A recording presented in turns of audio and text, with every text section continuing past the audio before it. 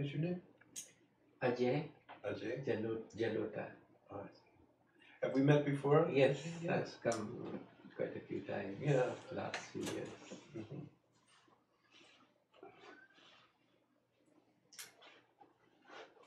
I recognize your face, but I couldn't put a name to it. Yeah.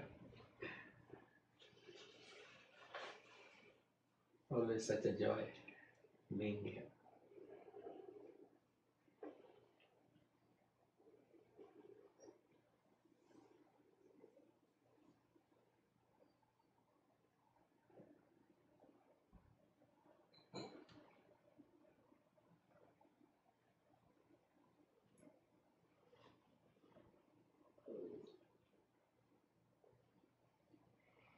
And what is your name?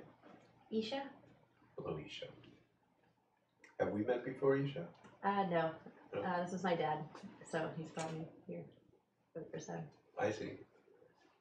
So, what did he tell you to induce you to come with him tonight? Like, get in the car? No. No, he told me last week. But didn't really tell me much. Mm-hmm.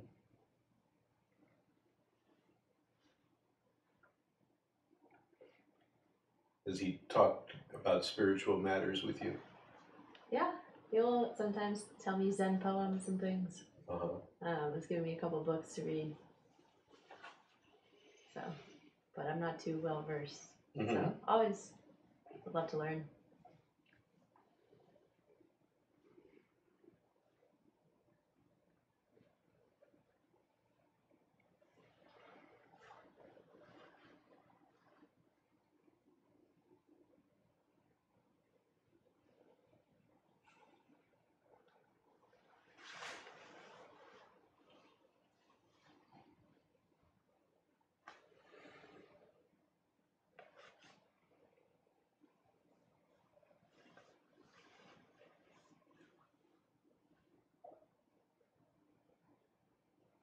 Are you a student? Or No, I work in San Francisco. So. what kind of work do you do? I work in like technical recruiting. It's a good place to do it. Yeah, there's a lot of software engineers. Mm-hmm. So, but I recently graduated. So.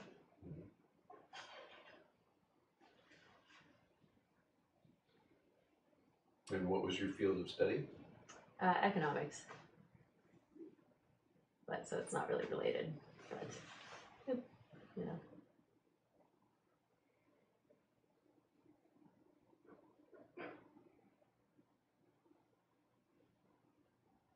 And where did you go to school? UCLA. So very close.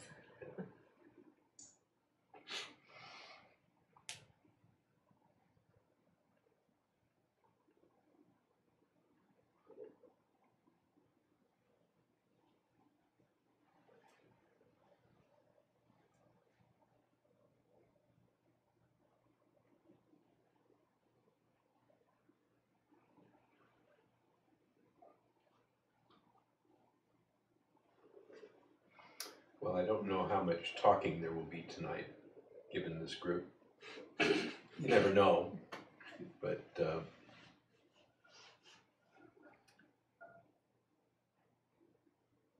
hopefully you're not too uncomfortable with long silences. No, I'm good. I'm just really bad at group meditation. My office does it. Oh. And I always think of something funny and then start laughing and ruin it for everyone. So. Oh, you're one of those. We've tried it. So I try to do it myself, but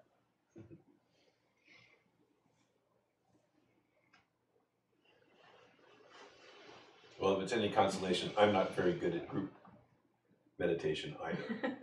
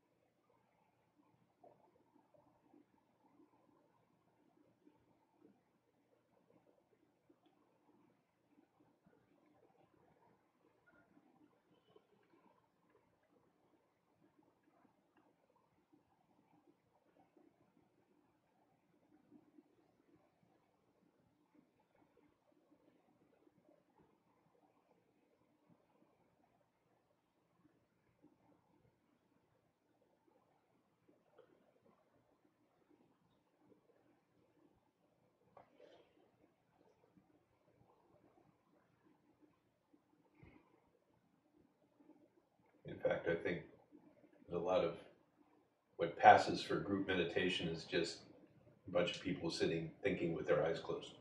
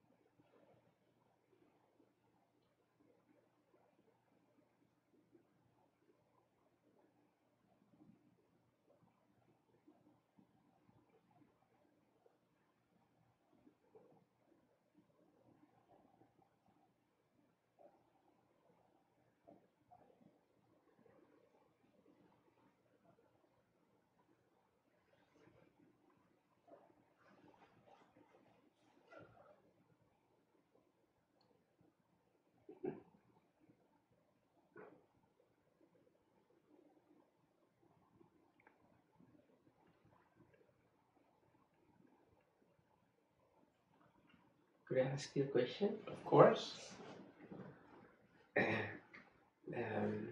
is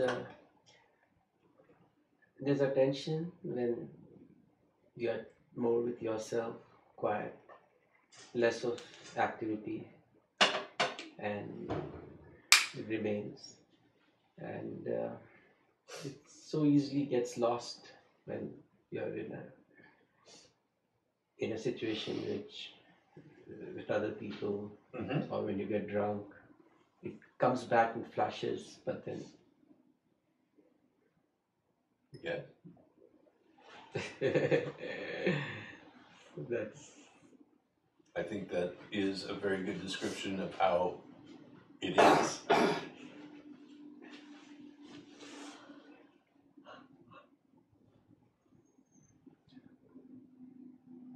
and obviously there are schools like Gurdjieff school. Their whole effort is to keep that attention alive at all situations. I did try to follow that earlier. Yes. It didn't. Yes. There you have it. And it's not because you are a failure, a spiritual failure, but rather it is a function, I believe, of being a human being. And the structure of the human organism is such that there are different qualities of attention dependent upon the situation. And so in the absence of a lot of stimuli, external stimuli, there will be a certain quality of attention. And you can, and that is one state. Then there is the state where the organism is scanning in order to function in a particular environment, and you are alert to other things, all kinds of other things. And this is very useful for many kinds of work. It is useful for all kinds of functioning in the world. Now,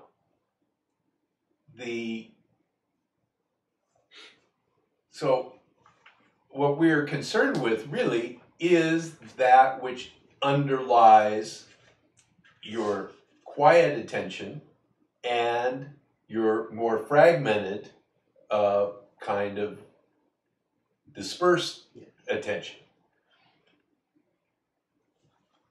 They're both of the same essence. So it is attention playing out in one way in one circumstance and attention playing out in another way in another circumstance. And this is how I approach it. And to try to have the attention of one circumstance overlaid onto a completely different kind of circumstance is possible. You can train yourself to do that some of the time.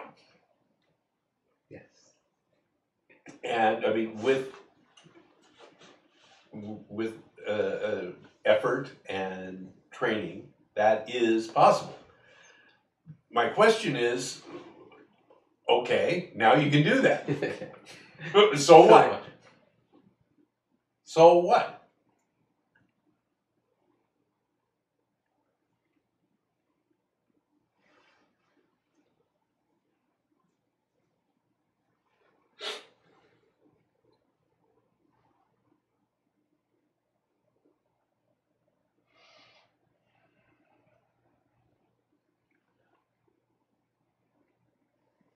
Now, the way I talk about things often is in terms of involvement by this false sense of authorship.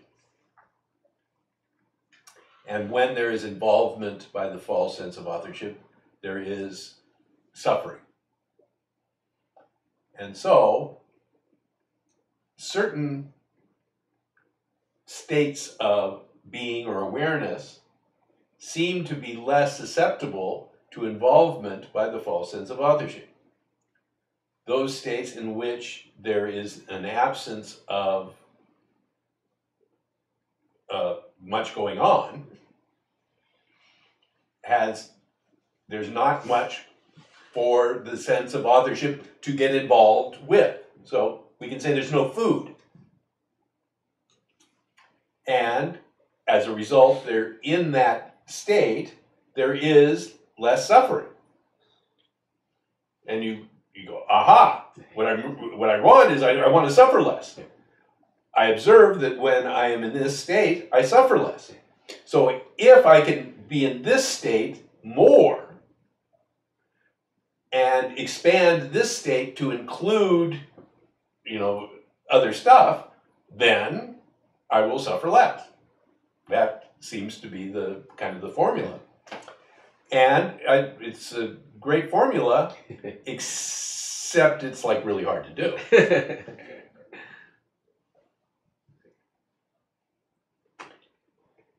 So that is not the thrust of this teaching. We're looking really at much more fundamental kinds of considerations, which is about that which gets involved in whatever state. And, I mean, even that state of, expanded presence of, quote, silence or unity or oneness can be hijacked. Even that can be hijacked by the false sense of authorship. And, and is sometimes. And when that happens, then even that state becomes a springboard for the suffering.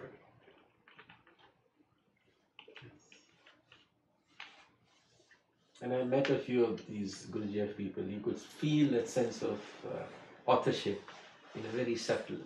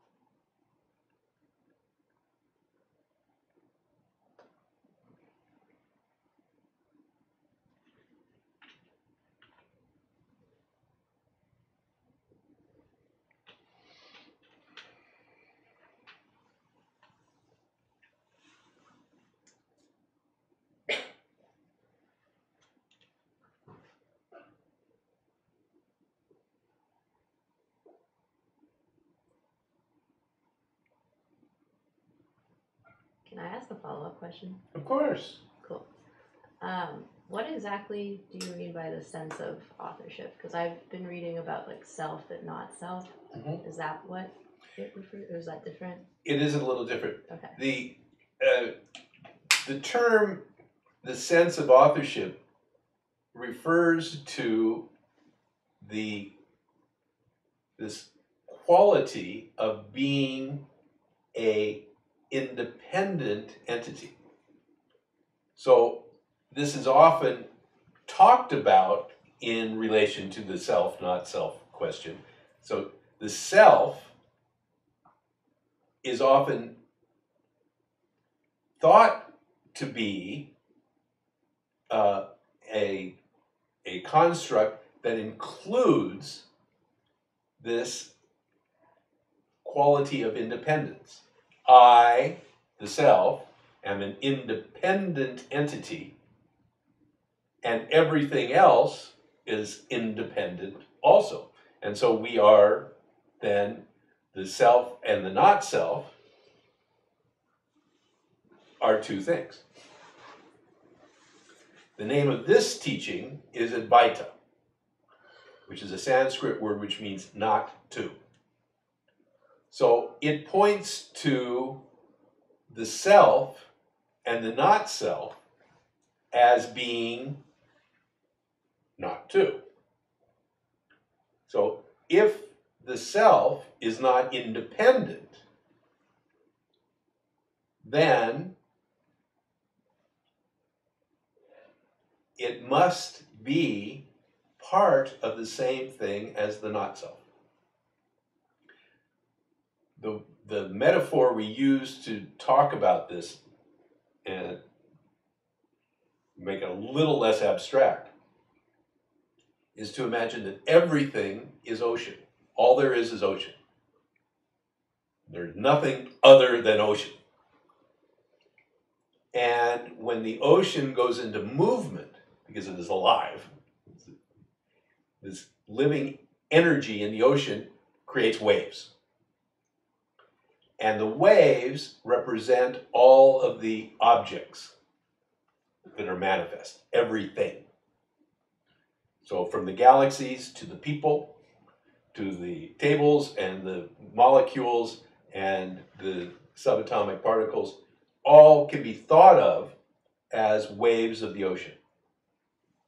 So you have untold billions and billions of waves. In relationship, one wave is related to another. You can catalog them, you can classify them. These are big waves, these are little waves, these are this kind of wave, this is that kind of wave. And yet, all a wave is ocean in a particular form for a particular duration. So in this model, even though there's billions of waves, they are not two. They remain one. They remain part of a unified whole. And what is the peculiar quality of human waves is that at around the age of 2 years old, the human wave develops the sense, I am not a wave. I'm a droplet, meaning I am independent of everything. And all of these other things that I see are not waves, they are droplets also. So everything is independent. And that quality of self, the independent self, is the source of suffering. We suffer because we feel ourselves to be independent entities. Not entities. Entities are what make the dance of life go on. There's you, there's me, we have qualities and characteristics, we have properties. We can relate one to the other. We can interact. We can fight. We can love. We can do all of these things. And so being an entity is simply recognizing myself in relation to the other. Being an independent entity, however, is something else. And so in this teaching, we're looking at this subtle difference between being an independent entity and being simply an entity. So the false sense of authorship is the term I use to describe this feeling that we develop at the age of 2, that we author things, that we make them happen from our own power. We are responsible for them. And in this teaching, we look into it and say, is it true? And if there is an opening in you to look at the question, then you may well be encouraged. You may find the encouragement to look at that in terms of yourself, to see, what am I? What is this self that I consider myself to be? Am I independent, or am I an aspect of something vastly bigger? Am I a wave through which the universe is functioning, or am I a droplet with my own personal power? That's the question. The world at large will tell you you are a droplet with personal power, and you better exercise it properly. But that's, in this room, an open question. Cool. Thanks for explaining.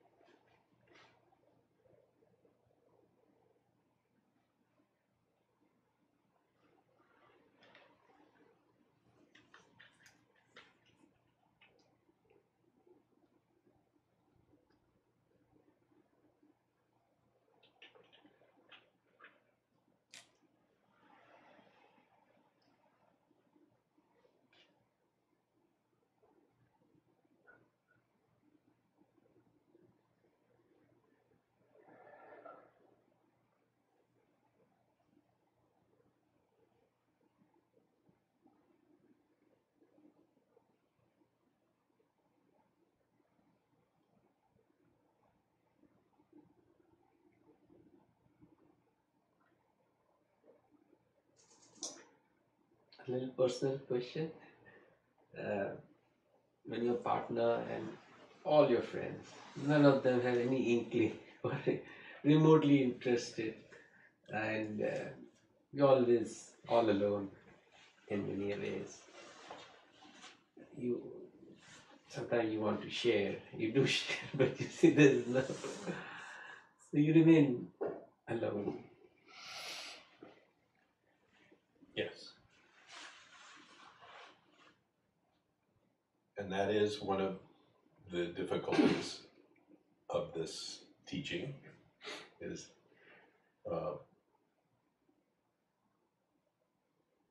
and one of the reasons years ago we started this webcast was so that people around the world here, at least, I mean, you can hear there's 4 days a week, there's a small group of people that you can connect with for half the year. But in other places, I mean, people live in places where there is no one, you know, within hundreds of miles that they can talk about any of this with. And unfortunately, the nature of this teaching is often very threatening to people. Yes.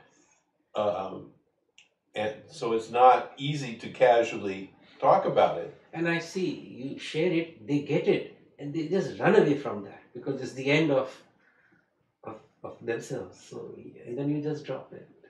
Yes. So.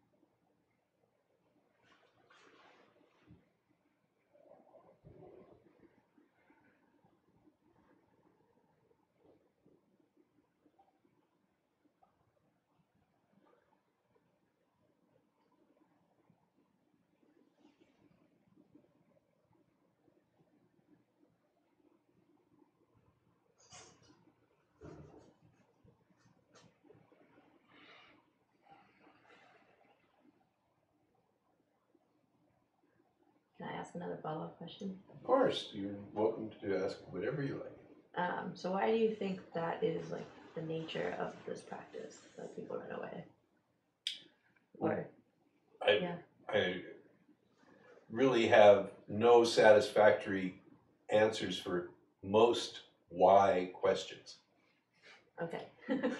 Like why Yeah. why is it the universe this way Yeah. rather than that way? Yeah.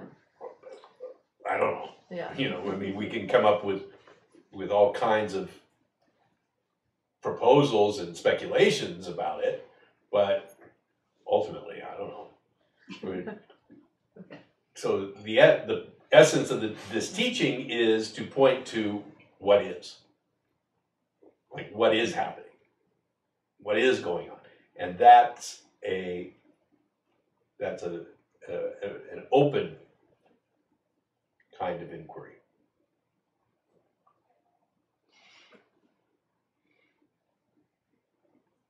Cool.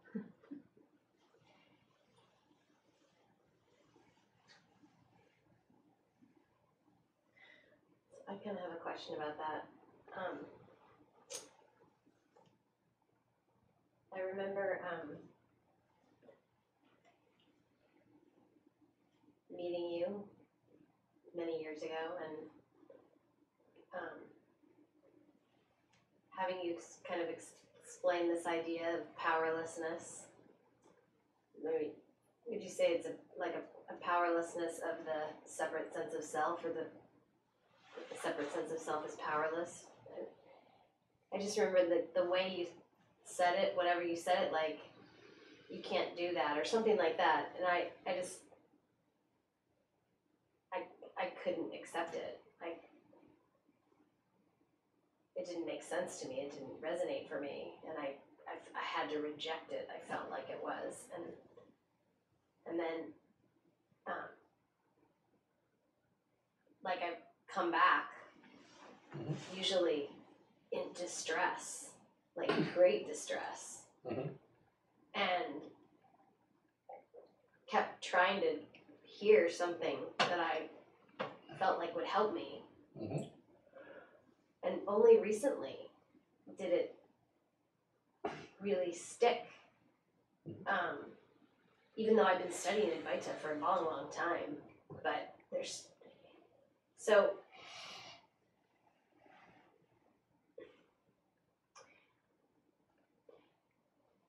it seems like there's just all these different circumstances around what's somebody's mental condition, what capacity do they have, you know? I feel like I sort of lost my mind for almost 4 years. I don't know if it was chemical changes, hormonal changes, like I just couldn't cope with anything. And now I feel like I'm sort of shifted back to like, I feel okay again. And I don't know exactly if it's because I take these herbs, or I did this detox, or I'm coming to satsang, or do you know what I mean? Or all the above. But all of a sudden, I'm not totally ruled by my thinking. Like I'm observing my thinking, and a lot of times, judgmental thoughts come up, frustrating, whatever, victim thoughts, whatever, but I could just let them go. Like they're just not running my life. They're just not making me insane anymore. And I don't have to say everything that comes to my mind, which is such a relief. And I don't feel like I have to fix everybody and intervene and twist myself into a pretzel to try to make, you know what I mean? I'm like less bothered by things.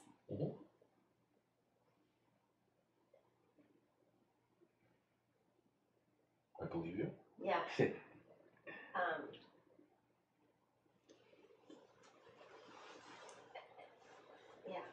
Like it feels related to like there's been this surrender of this idea of personal responsibility.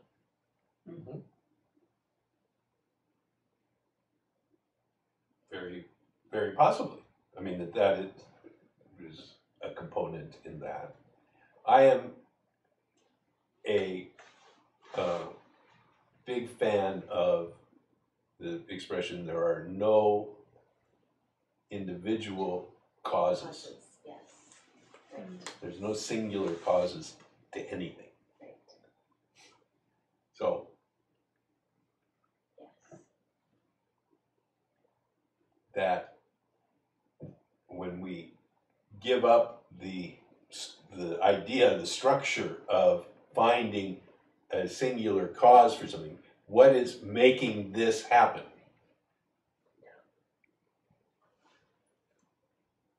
That's been really helpful.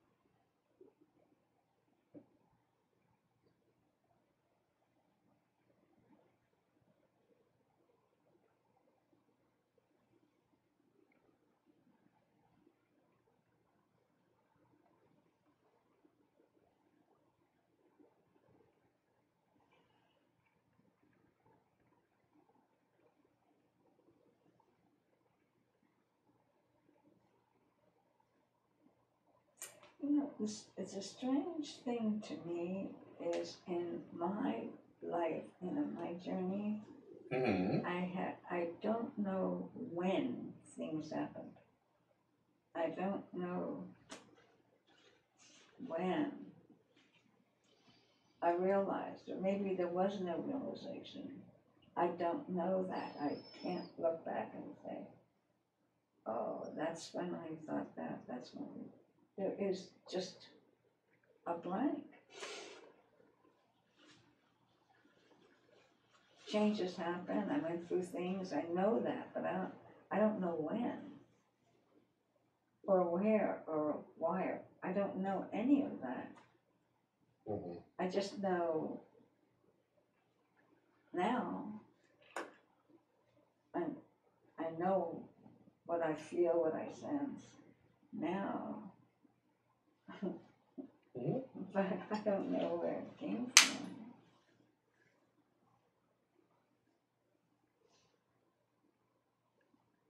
It's so odd to me that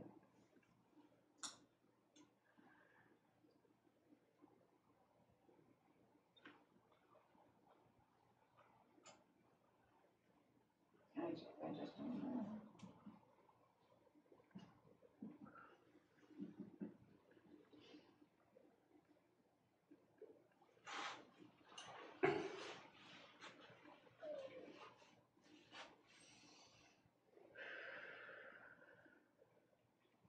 Here I am, I know here I am, that's all, that's about it.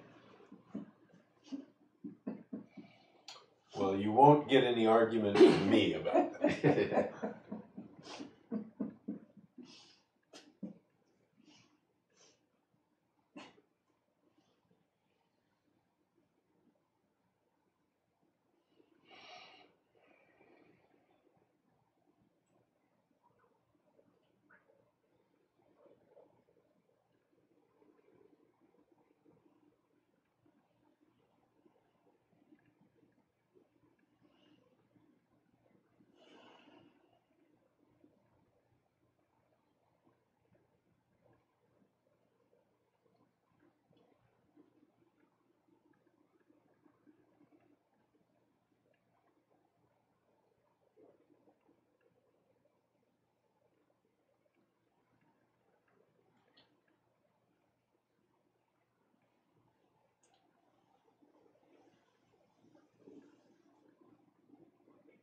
think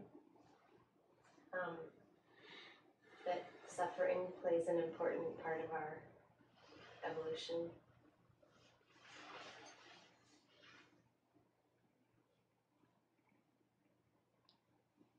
Like helping wake people up. If that were the case, everybody would have been woken up by now. Because there's been a hell of a lot of suffering for a very long time. So, that the proposition that suffering is here to help us wake up is one that makes no logical sense to me.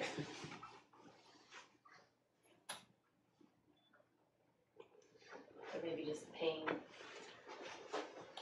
Again, life, there's an enormous amount of pain in life. I mean, it's a component of living that has been a component in living since the beginning. Pleasure and pain. It comes with the bones, comes with the body, comes with the mind, comes with having an emotional being. So you've got emotional pain, you've got physical pain.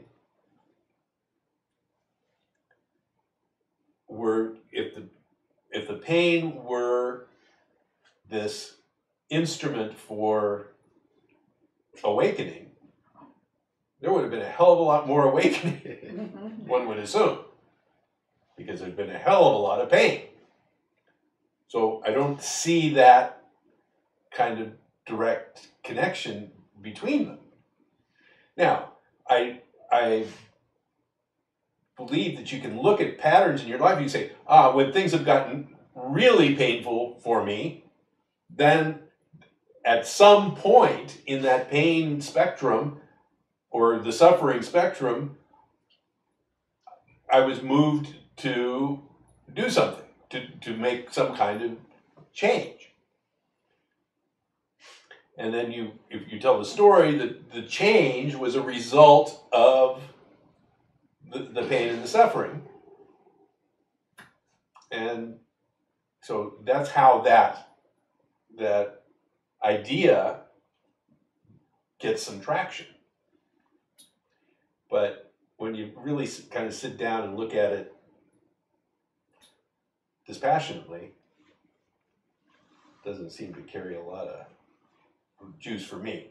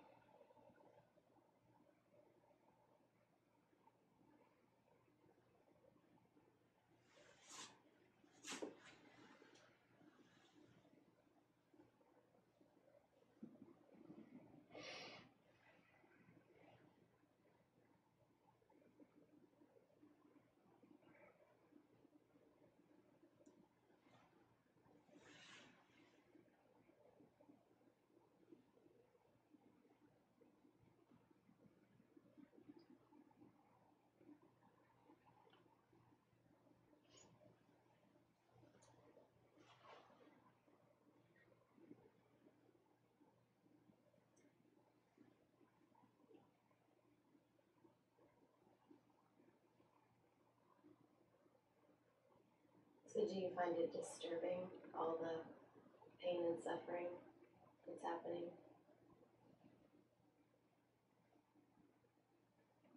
Not in general, no. Specifically, when I'm confronted with someone's pain or someone's suffering, then I am potentially affected by that. But in the abstract, the existence of pain and suffering does not disturb me. There's no sense that it shouldn't be.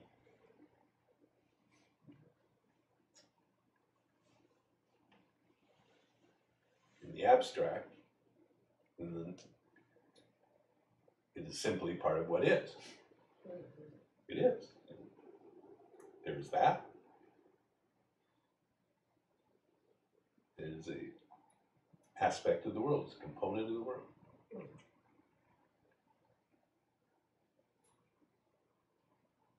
Which is not to say that it can't change. Of course it can change, and the whole universe could flip in unimaginable ways tomorrow.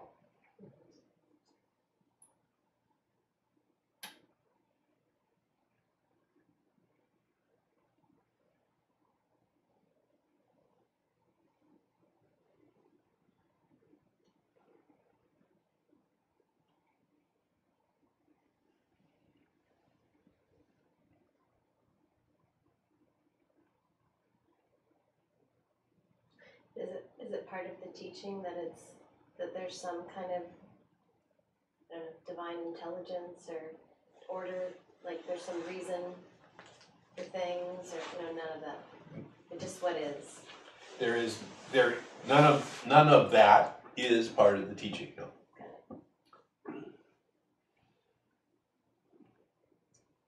Other than to say that there are people who firmly believe that that is true. Got it. So that idea is part of what is. That notion, that way of seeing things is very much part of what is. Got it.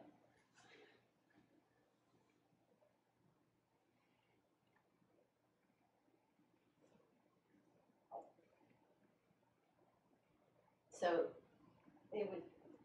the teaching would just be that it's one, there's one consciousness, or there's one expression, and everything's an expression of that. That's what makes this teaching so damn frustrating, is that it doesn't have any tenets. It doesn't even say that it's all one.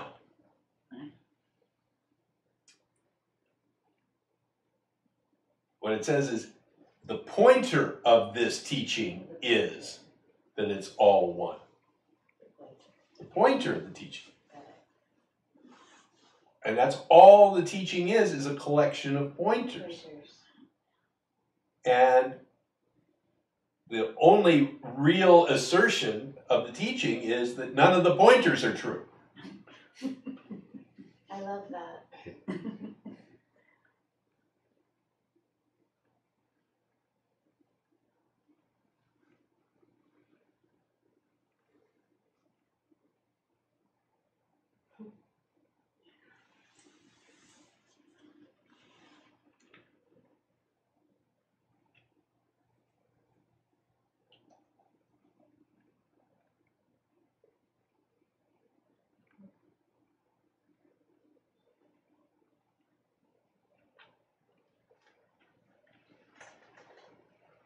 But where it gets interesting is in the assertion that none of these pointers are true.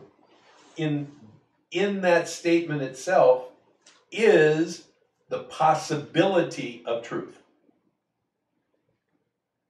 Yeah. Otherwise, to say it's not true has no meaning.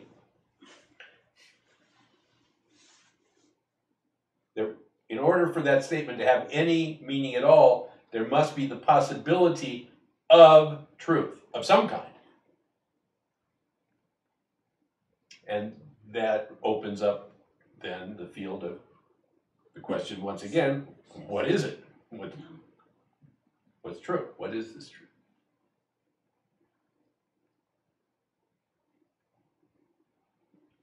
So it is not a nihilistic teaching in any way. And that's to say, well, none of the teachings, none of the pointers are true, can be taken in a nihilistic way. Well, there's no way you can know it. It's impossible to know. There's no point in doing anything. It's all empty. It's all emptiness. I don't exist. It's all, it's a very nihilistic possibility in that. That is not the essence of the teaching at all. It's not a nihilistic teaching.